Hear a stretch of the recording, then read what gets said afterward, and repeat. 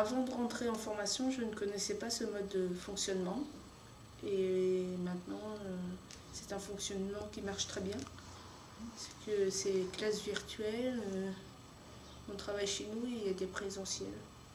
Alors avant d'entrer en formation, je ne connaissais pas du tout ce mode de fonctionnement. Je ne savais pas comment ça s'organisait une formation à distance. Je ne savais pas si j'allais être laissée toute seule, si j'allais être suivie ou pas du tout, si j'allais être toute seule chez moi à travailler. Et finalement, ça s'est très bien passé. On est bien encadré, on est bien aidé. On peut toujours contacter quelqu'un si on a besoin. Et puis on se retrouve quand même une fois par semaine tout ensemble.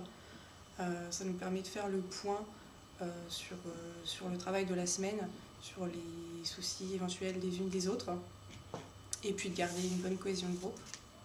Plusieurs fonctionnements sur la plateforme, la classe virtuelle et tout ça.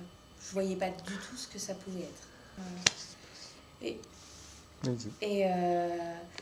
Le fait de pouvoir se retrouver aussi en présentiel une fois par semaine permet vraiment de se rencontrer toutes et créer des liens et une bonne ambiance dans le groupe. Le présentiel, ça vous a pas manqué? Le fait de ne pas être dans le cadre d'un groupe? Non, parce que du coup, on se retrouvait quand même, on arrivait à se contacter sur Skype, on s'envoyait des mails. Si on n'habitait pas très loin les unes des autres, on essayait de se retrouver en dehors. Donc on arrivait à garder quand même un contact. Et comment vous avez été accompagnée sur les temps de formation à distance par les formatrices? Donc il y avait toujours une formatrice qui était connectée sur Skype dans les temps asynchrones, donc l'après-midi. Et si on avait quoi que ce soit, on lui envoyait un message ou on l'appelait et elle nous prenait directement pour nous expliquer ce qu'elle allait pas.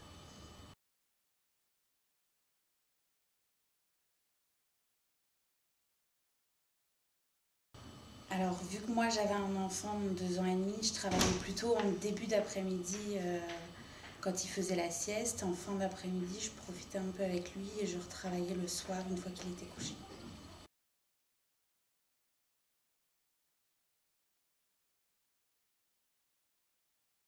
De pouvoir suivre des cours en restant chez soi tout en étant suivi et avoir des outils sur la plateforme. On peut retrouver les cours si jamais on a oublié un petit truc.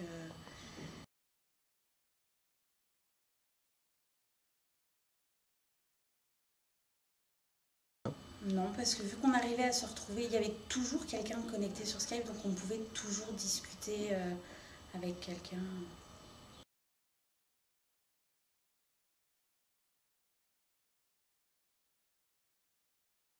Ça peut être difficile par moment, parce que le fait d'être à distance quand on suit les cours, c'est pas forcément facile de comprendre les explications qui sont données par la formatrice.